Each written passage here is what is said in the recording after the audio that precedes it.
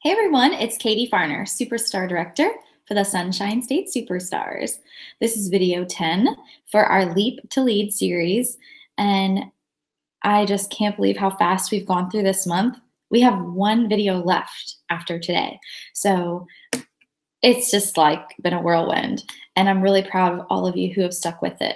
So if you're watching this video right now and you are like caught up and current and you've been following along, like kudos to you. I'm super proud of you for staying committed to this. It's a short 4-week program, but it's a lot in the 4 weeks.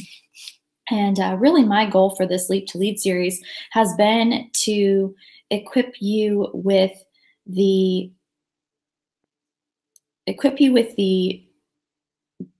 I don't know, almost like the tools to not only get to lead and stay there and grow beyond it, but also to see like how doable it really is for all of you to get to lead and beyond.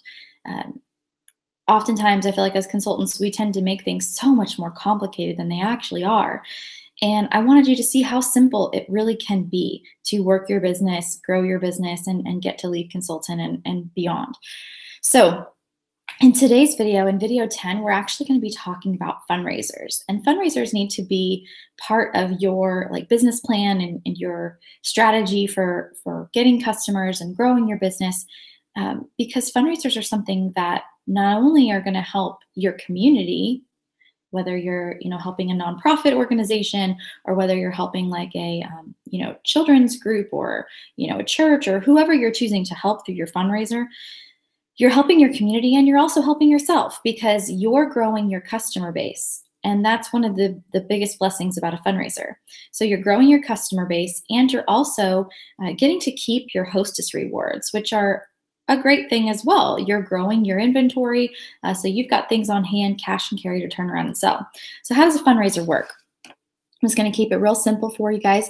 A fundraiser is usually where you are working with a local organization or even a distant local organization, whatever. You're working with an organization and they are selling products, Scentsy products, whether you're doing a fundraiser online exclusively, or you're working with students and they all have packets and they're out hitting the streets selling, or you're doing a combination of both, or you're setting up at an event and you have a table and you're donating a percentage of your sales that day. Like there's so many different ways to do a fundraiser, but really ultimately what you're doing is your products are being sold and you're donating your commission. I encourage consultants to donate 100% of their commission. And you might hear that and you might think to yourself, well, why would I donate 100% of my commission? Then I'm making no money. I get that thought. Like, yeah, if you're donating all of your commission, that's right. You are not getting a check, if you will, for it. However, you're getting to keep all of the hostess rewards, which you can turn around and sell cash and carry. So you're making money there and you're getting lots of new customers that you wouldn't have had otherwise. And you're getting them on a great foot, right? Like you're starting out that relationship on a great foot through your generosity. So that's going to go a long way.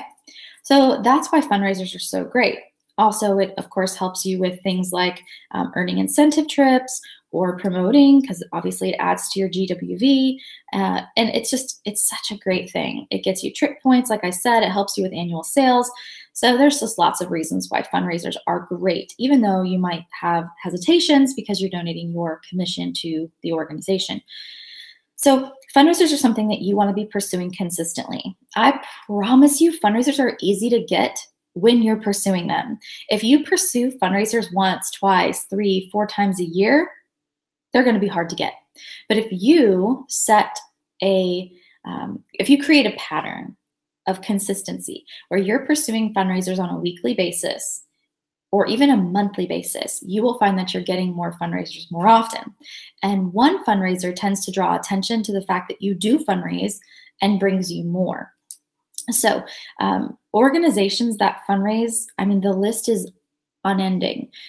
Take a high school, for example. Within just one high school, you've got choir, student government, you've got baseball, softball, cheerleading, swimming, endless clubs, endless organizations within just one high school.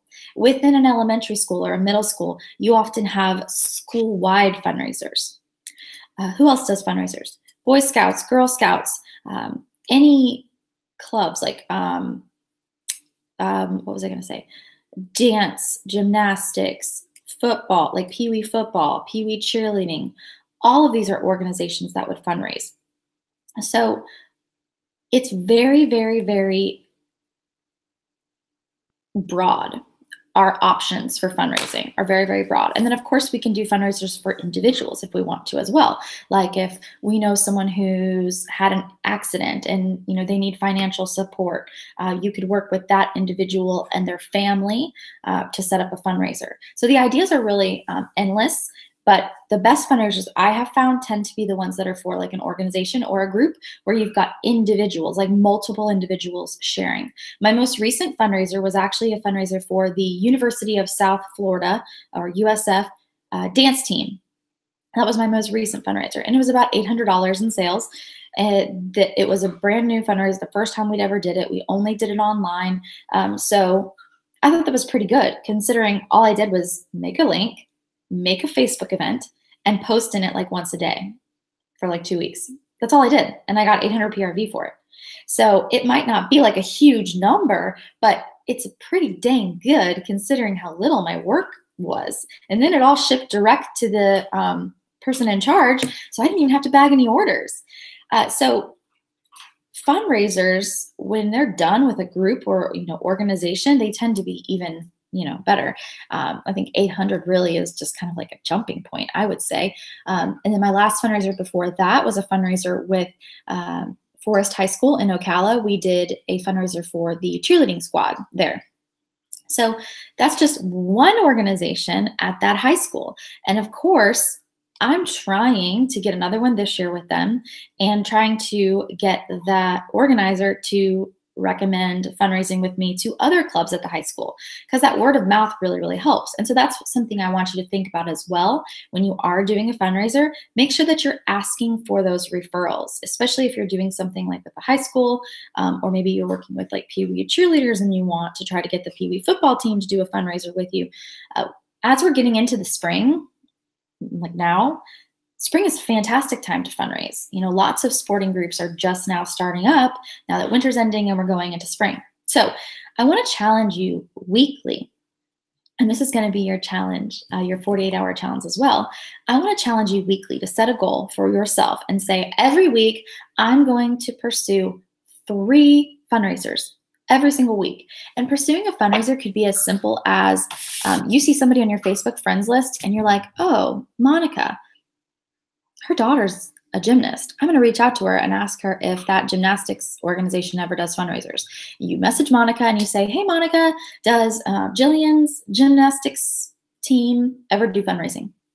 That is you pursuing a fundraiser. There is no way in Hades that you can't do that 3 times a week.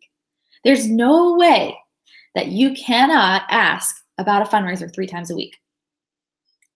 One day after soccer practice, swing by a dance studio and walk in and ask to speak to the owner.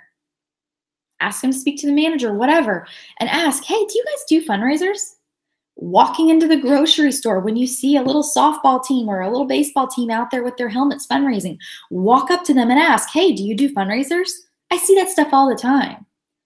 Go through your list of 100 and ask yourself, who could maybe connect me with a fundraiser? Oh, Laura, she's a teacher. I'm going to ask her if her school does fundraisers, right?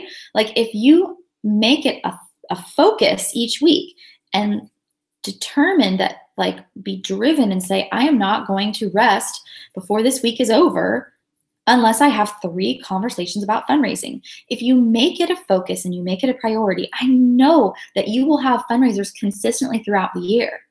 And fundraisers are a fantastic way to help you grow your business. So get new customers, which are going to help you maintain your 500 PRV minimum that you need to be paid as a lead consultant. They're going to help you get new hostesses. They're going to help you get new team members. All the things that you need in your business to help you get to lead and beyond. Because I don't want you to promote to lead. I don't want you to recruit one person, promote to lead 1 month, and then never get paid a title again. That's not the goal of Leap to Lead. The goal of Leap to Lead is to equip you with the tools that you need to grow to the lead consultant title, get maintained, maintain that title, get paid at title, and grow beyond it. So I want to equip you with the things you need to know and the routines and the patterns that you need to set for yourself so you're going to get to lead and grow beyond. So that is your challenge for the next 48 hours. I want you to contact 3 organizations about fundraising. It can be as simple as reaching out to a friend and asking if their daughter or son's team or whatever does fundraisers, or it could be Googling dance studios in your area and contacting 3 dance studios. I don't care how you do it, but contact 3 different organizations about a group fundraiser within the next 48 hours of watching this video. And I can't wait to hear your results. So be sure to comment below and fill me in on how it goes. So thanks for watching, and I'll see you guys next time. Bye.